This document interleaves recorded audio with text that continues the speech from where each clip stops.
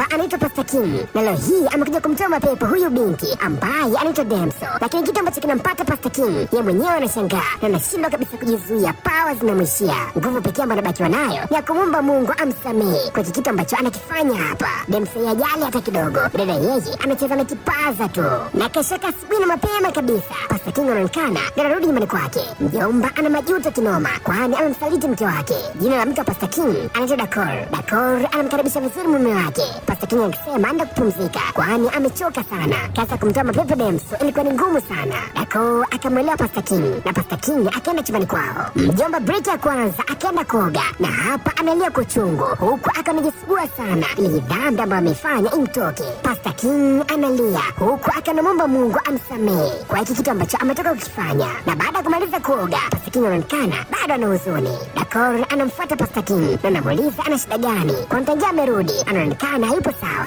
Pastor King akamwambia Dakor ya yupo sawa, ni uchovu tu. Dakor akamweleza Pastor King na wamba wanaonekana wanapendana sana. Siku hiyo usiku Pastor King hakupata usingizi kabisa, yeye ni vilio tu huku akiomba kwa Mungu amsamehe kwani alichokifanya hakukusudia kabisa. Okay sawa, siku nyingine tena Pastor King anaonekana yupo kanisani, wajomba wanaburudika kwa mapambio, na alivyomaliza Pastor King akaanza kuhubiri kuhusu toba. Sasa wakati Pastor King akiwa anahubiri, Damso anaingia hapa. Pastor King alipomwona Damso ye mwenyewe akapadaa kinoma, Dakor mwenyewe akashindwa kuelewa mume wake ampata na nini. Pastor King akajikaza na kuendelea kuhubiri. Damso yeye anamkata jicho Pastor King, jicho fulani vila kiuchokozi. Bidada anajiambia moyoni, endapo nikimpata huyo basi nitatulia tuli kabisa. Sasa kutokana na usaliti ambao Pastor King alimfanyia mke wake, mjomba akanashindwa kabisa kumpatia show mke wake, kwani anajihisi ni mchafu. Dakor akanamlazimisha sana Pastor King, ila mjomba anachokisema amechoka sana, hataki kabisa kueleza kweli wote. Dakor akamwelewa Pastor King na hata akamwamini bila kujua kabisa kitu ambacho Pastor King anakipitia. Mjomba amechagua kwa hii itakuwa ni siri yake peke yake. Siku nyingine tena Pastor King anaonekana yuko busy anasoma Biblia. Dakor anamfuata na anamwomba aenda akamwambia rafiki yake ambaye ana mapepo. Pastor King akasema ratiba yake iko busy sana, hivi hataweza kwenda huko. Dakor akamlazimisha sana. Pastor King yeye anakumbuka kilichotokea siku sio nyingi, alipenda kumtoa mapepo Damso, kumbe Damso alimpatia maji ambayo alikuwa na kilevi, hivyo Pastor King akajishindia bila mwenyewe kujitambua. Hivyo kwa kifupi tu Damso ndiye alimwingilia Pastor King. Sasa jiulize kiaje. Siku hii jioni Pastor King akaona hawezi kuishi na hii siri, kwani inamuumiza sana. Mwamba akamfuata mke wake na kumwelezea kile wote ya kitu ambacho kilitokea, na kitu cha kushangaza kabisa Dakor yeye hakumaingia hata kidogo, na hata akamwambia mume wake kwa kufanya makusudi, hivyo hawezi kumlaumu. Pastor King yeye analia tu. Dakor amekunjua roho na ile swala likishia hapa. Siku nyingine tena Pastor King anaonekana yupo kanisani, mjomba anaombea umini wake. Dakor yeye amechoka vibaya mno, anachokitaka ni kurudi nyumbani, na baadaye aliporudi nyumbani bidada akabadilika kabisa, akawa anakataa kumpatia chakula mume wake na tasho nazo akawa anamkazia. Mjomba hapati kitu chochote. Pastor King yeye anashindwa kuelewa ni kwa nini mke wake ambadilika ghafla kiasi hiki, kwani bidada alikuwa poa tu, ila sasa ameanza kumkataa. Damso yeye anaonekana amelala nyumbani kwake huku akamezungukwa na picha za Pastor King. Bidada anasema anampenda sana Pastor King na atafanya kila namna ili awe naye. Ukisikia chiza mapenzi basi ndo huyo Damso. Bidada ameshahidi akafanya kila namna ili ampate Pastor King kwa vile yeye anampenda, hajali hata kidogo kwa mwamba ana mke. Okay sawa, siku iliyofuatia Pastor King anaonekana anasoma Biblia. Mlezi wake anakuja hapa na anamwambia kuna binti ambaye anataka kumuona. Pastor King akamwambia mlezi wake yuko pokea wageni nyumbani, hivyo anataka huyo mgeni kama anataka kuombewa basi aende kanisani kwake. Mlinzi akamwambia Pastor King hayote ashamwelezea huyo binti ila hajamwelewa, anachokisitiza na anataka kumuona. Pastor King akamwelewa mlinzi na akasema muda sio mrefu atatoka nje ili azungumze na huyo binti. Mlinzi akamwelewa Pastor King na yeye akatoka nje, na baada ya muda Pastor King akatoka nje na huku akamkuta Damso. Mwamba akamuuliza Damso amekuja hapa kufanya nini. Damso akamwambia Pastor King ana ujauzito wake, hivyo amekuja kumpa hii taarifa. Pastor King akashangaza sana na hii taarifa. Damso yeye anatamba tu, na hivyo maliza kuongea na Pastor King yeye akasipa zake na kumwachia Pastor King akiwa na mawazo kinoma. Mjomba anaona kabisa amejiingiza kwenye matatizo. Siku nyingine tena Pastor King anaonekana anasali kanisani kwake. Damso anakuja hapa na anamwambia Pastor King amekuja kumsalimia, kwani alimsikia akiwa anasali. Pastor King akamandi kinoma, kwani hataki kabisa ukaribu na huyu binti, hivyo akamwambia acha kumfuatilia. Mwamba akafoka kinoma na Damso akaondoka zake. yake. Pastor King yeye anashangaa, huyu binti ana shida gani? Mbona anamganda kiasi hiki? Baadaye Pastor King aliporudi nyumbani kwake akakuta mke wake hajapika, na hata alipomuuliza kuhusu chakula bidada akanamjibu ovyo. Pastor King akashangaa sana, na mwamba anajiuliza mke wake ampatwa na nini? Mbona ambadilika kiasi hiki? Kwani hata sometimes Pastor King akiwa anasali, Dakor anamfuata na anamwambia anapiga kelele. Hivyo Dakor anamkataza Pastor King kusali. Okay, sawa. Siku nyingine tena Damso anaonekana amekuja nyumbani kwa Pastor King. Mlinzi anamwambia Damso Pastor King huwapokia wageni nyumbani. Damso akamwambia mlinzi aende ndani, na akamwambia Pastor King Damso anataka kumwona, na hakika Pastor King atamruhusu kuingia. Mlinzi akakubali, kisha mwamba akienda ndani. Hapa akamaliza Pastor King kwa Damso anataka kumwona. Pastor King alivyosikia jina la Damso, mwamba akashangaa kinoma, kisha akamwambia mlinzi aende kamfukuze Damso. Mlinzi akakubali na mjomba akatoka nje, lakini kitu cha kushangaza, mwamba alipofika nje hakumwona Damso. Mlinzi mwenyewe anashindwa kuelewa bidada ameelekea wapi, kwani muda mchache tu alikuwepo hapa. Mjomba akapiga msako ndani ya nyumba ila hakumwona Damso. Damso yeye tayari ameshinda ndani. Pastor King anajiuliza Damso ameingiaje hapa? Mjomba akahisi huenda Damso ni pepo, hivyo akaanza kumkemea Damso. Yeye anacheka tu na anaambia Pastor King sio jini, hivyo acha kumkemea. Pastor King akamwambia Damso aondoke ndani nyumba yake. Damso akamwelewa, kisha yeye akasipa zake. Pastor King yeye anashangaa tu. Mjomba anajiuliza huyu Damso ni binadamu kweli au la? Huku nje mlinzi yeye anajimbia mapambio. Damso anapita hapa, mlinzi akadata kinoma. Mwamba anajiuliza huyu binti alipitia wapi? Mjomba akashangaa kinoma, na tena yeye akahisi kwa Damso ni jini, ila akasema sio kesi, bosi wake ana nguvu za Mungu, hivyo atamdhibiti tu. Mlinzi akampuza Damso, yeye akaendelea kujimbia, na baada ya muda Damso anaonekana tayari ameshafika nyumbani kwake, na hapa anaongea na picha za Pastor King. Bidada ana picha kibao za Pastor King na anasema ni lazima atampata Pastor King kivyovyote vile. Siku nyingine tena Pastor King anaonekana anaumwa sana. Mwamba yupo kitandani. Dakor ana Pastor King uende hospitalini. Pastor King akakataa na Dakor akamlazimisha sana, na final Mwamba akaenda hospitalini, na baada ya muda kidogo tukupita Dakor anaonekana yuko hospitalini. Bidada ni kama amedata kutokana na majibu ambayo amepewa na daktari kwa Pastor King ameathirika. Mwamba ana virusi vya ukimwi. Pastor King yeye yupo na daktari. Mwamba analalamika kinoma kwa amejitoa kumtumikia Mungu, ila Mungu ameruhusu apate virusi vya ukimwi. Daktari yeye anampa counseling Pastor King kwa ana uwezo kuishi kama zamani, kwani kuna dawa za kupunguza makali ya virusi vya ukimwi. Pastor King yeye analia tu. Mwamba naona ni ameisha, ila daktari anamliwaza.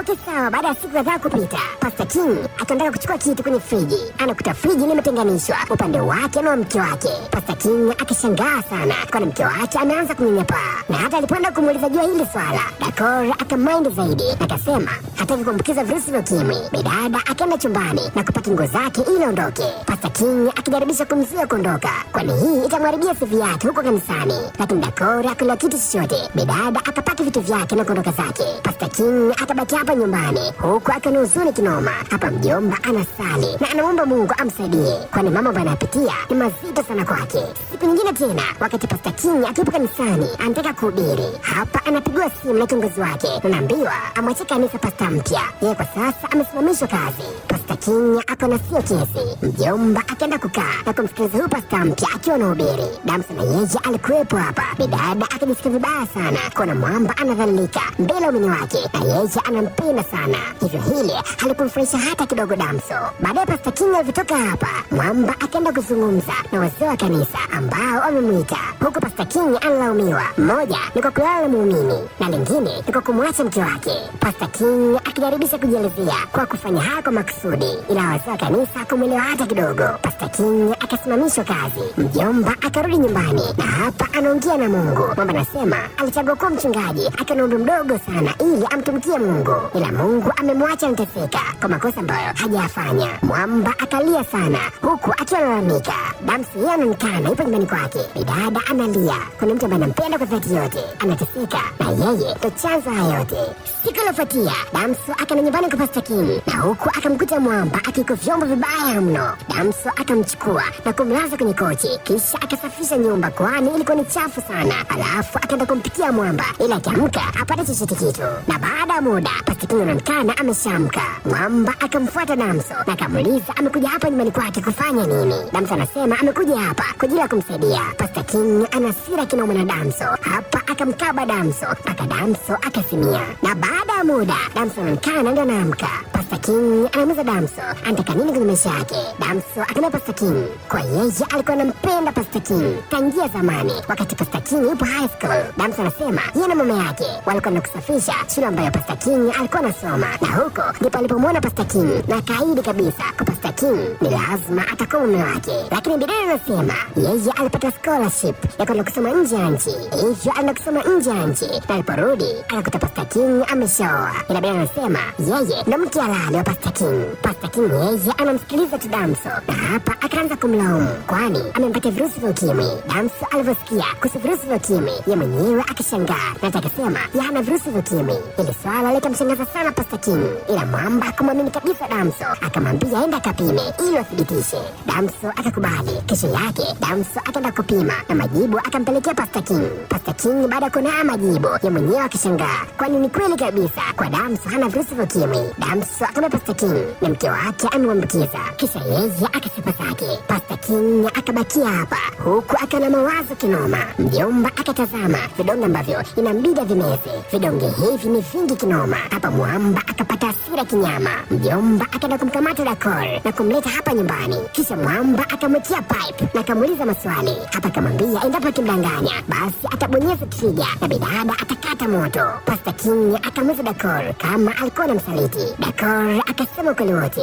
kwani kweli alikuwa na msaliti Pastor King ili apate mtoto, kwani Pastor King hana uwezo wa kumpatia ujauzito. Pastor King akapagawa kinoma na hapa akamwambia Dakor Damso ana ujauzito wake, hivyo shida haikuwa kwake bali ilikuwa kwa Dakor. Mwamba akazidi kumhoji Dakor na hapa akagundua kwa Dakor alikuwa anamwambia Pastor King enda akatoe mapepo marafiki zake ili yeye apate muda wa kuchepuka. Hapa Mwamba akazidi kuvurugwa. Mjomba akamwambia Dakor yeye amemsamea, kisha Mwamba akaenda chumbani kwake huku akalia kinoma kwani uchungu ni mzito kinyama. Dakor yeye huku sitting room tayari ameshajimaliza kwa kutumia hivi vidonge. Inahuzunisha sana, lakini ghafla Pastor King anaamka. Kumbe Mwamba alikuwa anaota tu. Hii ni ndoto ambayo Pastor King alikuwa anaiota. Dakor anakuja hapa na anambia Pastor King amelala kwa muda mrefu sana. Sasa hivi ni saa 6 mchana. Pastor King mwenyewe akashangaa sana. Wajomba akaenda kula. Pastor King yeye anamtazama mke wake kwa umakini huku akamtafakari ile ndoto yake kama ni ya kweli. Baadaye usiku Dakor akamfuata Pastor King na akamwambia kuna rafiki yake ambaye inabidi akamtoe mapepo, hivyo enda akamsaidie. Pastor King akathibitisha kuna ndoto yake ni ya kweli. Hapa akamwambia Dakor yeye anafahamu kila kitu kwani Mungu ameshamwotesha, hivyo anamwambia Dakor amwambie ukweli wote na yeye atamsamea. Dakor alivyosikia hivi bidada akashangaa kinoma. Siku hii usiku Dakor hakulala kabisa. Bidada antafakari afanye nini, na asubuhi ilipofika wakati Pastor King akanijiandaa ili atoke, Dakor akamfuata na akamwelezea ukweli wote kuwa alikuwa na msaliti, ila bidada anasema amefanya hivyo mara moja tu ili aweze kupata mtoto kwani Pastor King hana uwezo wa kumpatia mtoto. Pastor King alivyosikia hivi Mwamba akishangaa sana. Dakor yeye amepiga magoti. Pastor King akamwambia Dakor kuhusu ujauzito hana matatizo, mwenye matatizo ni Dakor, ila Mwamba anamwambia Dakor yeye ameshamsamea ila anamtaka waachane tena peaceful kabisa na isiri atakana yeye peke yake atakamwambia mtu mwingine. Dakor yeye analia tu. Pastor King akainuka na kuondoka zake. Mwamba akaenda hospitalini na huku akapima virusi vya ukimwi. Daktari akamwambia majibu yakiwa tayari basi atamtumia. Pastor King akamwelea daktari kisha akamwaga, alafu yeye akasipa zake. Daktari mwenyewe anashangaa imekuwaje mchungaji tena anayeaminika sana amekuja hapa kupima virusi vya ukimwi. Hivyo daktari anajiuliza msaliti ni yupi, mke au mume? Sasa baada ya hapa Pastor King akarudi nyumbani kwake huku akamkuta Dakor akimpikia chakula. Bidada anaomba msamaha. Pastor King akamwambia Dakor ya tayari ameshamsamea hivyo asome msamaha. Anachomtaka Dakor niondoke ndani ya nyumba yake na mahusiano yao yaishia hapa. Mwamba anamwambia Dakor hamwoni sawa tena kama zamani na ndio maana anamtaka waachane. Dakor akakubali ingawa ni kwa uchungu sana. Matatizo ametafuta yeye mwenyewe. Okay sawa, siku inafuatia mlinzi anakuja kwa Pastor King huku akana majibu hospitalini. Mlinzi anasema akasema kuna mtu ambaye amealeta hapa kwa ajili ya Pastor King. Pastor King akayapokea na mlinzi akasipa zake. Pastor King akafungaa majibu na mjomba akajikuta hajaathirika. Mwamba ipo sawa kabisa. Pastor King akafurahia sana kwani Mungu amemwepusha na hili. Siku nyingine tena Pastor King anaonekana yupo kanisani kwake. Hapa anamwambia mzee mmoja hivi. Mzee huyo anapokea maombi. Na alipomaliza mzee huyu akasipa zake. Wakaja wanakwaya na kuzungumza na Pastor King. Kisha na wao akasipa zao. Na muda huu Damso anaingia hapa. Pastor King alipomwona Damso akashangaa sana. Damso akajitambulisha. Pastor King yeye anamtazama tu Damso. Na Mwamba anatambua kwa Damso inabidi awe mke wake. Na hapa ndipo mzigo ulipoishia. Ila